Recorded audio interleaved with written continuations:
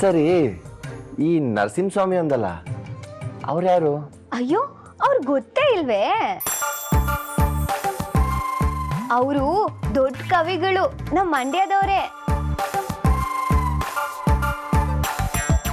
ನಮ್ಮ ಮಂಡ್ಯದೆಲ್ಲ ಹಾಡು ಬರೆಯೋದ್ರಲ್ಲಿ ನಮ್ಮ ಪ್ರೇಮಣ್ಣ ಫೇಮಸ್ ಅನ್ಕೊಂಡಿದ್ದೆ. ಒಂದ್ ನಿಮಿಷ.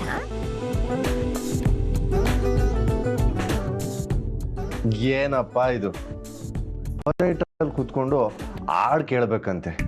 ಈ ವಯಸ್ಸಿನ ಹುಡುಗ ಹುಡುಗಿ ಎಲ್ಲ ಜೊತೆಗೆ ಸೇರಿದ್ರೆ ಏನೇನೋ ಮಾತಾಡ್ತಾರೆ ಅಂತ ಕೇಳಿದ್ದೆ. ಆದ್ರೆ ಇಲ್ಲಿ ನೋಡಿದ್ರೆ ಕವನ ಓದ್ತೀನಿ ಅಂತ ಕೂತವಳು ನಮ್ಮ ಹುಡುಗಿ. ನಮ್ಮ ಕ್ವಾಟ್ಲೆ ಬೆಳಗ್ಗೆನೆ ಕಾಯ್ಕೊಂಡು ಕೂತಿರ್ತಾನೆ ರೇಗ್ಸಕ್ಕೆ.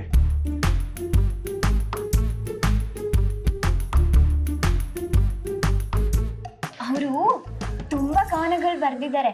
ಅದ್ರಲ್ಲಿ ನನಗಿಷ್ಟ ಆಗಿರೋದು ಹೇಳ್ತೀನಿ.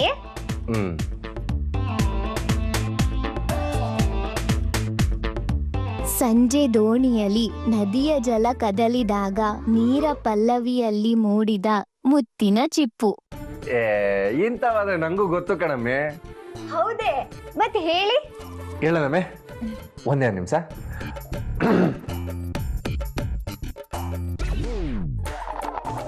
ಒಪ್ಕೊಂಬಟ್ಲು ಕಂಡ್ಲ ಪ್ರೀತಿ ಮಾಡೋಕೆ, ಹೂ ಅನ್ಬಿಟ್ಲು ಕಂಡ್ಲ ಚಿಂತೆ ಇನ್ನೇಕೆ, ಕೆರೆ ಕಟ್ಟೆ ಎಲ್ಲ ತುಂಬಿದಷ್ಟು ಆಗೋಯ್ತು, ಬರಗಾಲದಲ್ಲೂ ಸೋನೆ ಸುರಿದಂಗಾಯ್ತು, ಎಲ್ಲಾನು ಉಲ್ಟ ಪಲ್ಟ ಕಾಣ್ತದೆ ಕಾಣ್ತದೆ.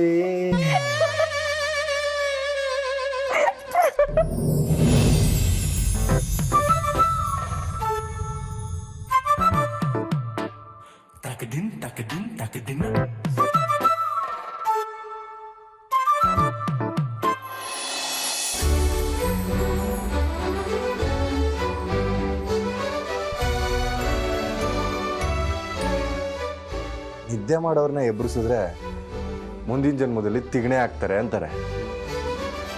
ಹಂಗನ್ಬಿಟ್ಟು ಎಬ್ರಿಸ್ಲಿಲ್ಲ ಅಂತಂದ್ರೆ ಆಟೆಯ ನನ್ನ ಕತೆ. ಅಮ್ಮಿ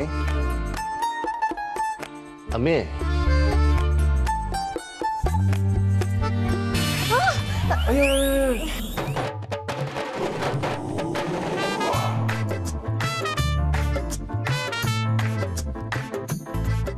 ಗಾಬರಿ ಆಗ್ಬೇಡ ಕಣಮ್ಮಿ, ನಾನೇಯ.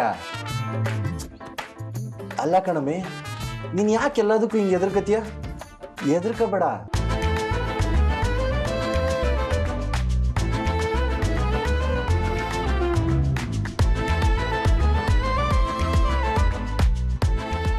ಎಲ್ಲಿವ್ನಿ ಅಂತ ನೋಡ್ತಾ ಇದೀಯಾ?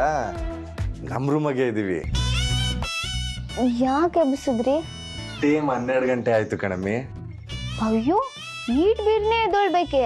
ನಾನ್ ದಿನಾಲೂ ಎದ್ದೊಳೋದು 4 ಗಂಟೆಗೆ. ಅಯ್ಯೋ ರಾಮ್ನೆ, ಏನೋ ದಿನ 4 ಗಂಟೆಗೆ ಎದ್ದೀಯೆ? ಓ, ನಮ್ಮ ಅವ್ವ ಅದನ್ನೇ ಬಿರ್ನೆ ಎದ್ದೊಳ್ತೀಯ ಅಂತ ಹೇಳ್ತಿದ್ರು. ಹಂಗಾರೆ ಸ್ಕೂಲು ಕಾಲೇಜ್ಗೆಲ್ಲ ಹೆಂಗ್ ಹೋಯ್ತಿದ್ದಮ್ಮಿ? ಅಯ್ಯೋ, ನಾನು ಹೇಳಿದ್ದು ಬೆಳಗಿನ ಜಾವ 4 ಗಂಟೆಗೆ. ಅಮ್ಮಿ, ಈಗ ಗಂಟೆ ಮಧ್ಯಾಹ್ನ 12 ಆಗದೆ ಕಣಮ್ಮಿ. ಏನು, ಮಧ್ಯಾಹ್ನ 12 ಗಂಟೆನಾ? ಅದಕ್ಕೆ ಯಾಕೆ ಆದ್ ಗಾಬರಿ ಅದಿ? ಬಲ್ಗಡೆ ತಿರ್ಕೊಂಡು ಆರಾಮಾಗಿ ಎದ್ದೇಳು.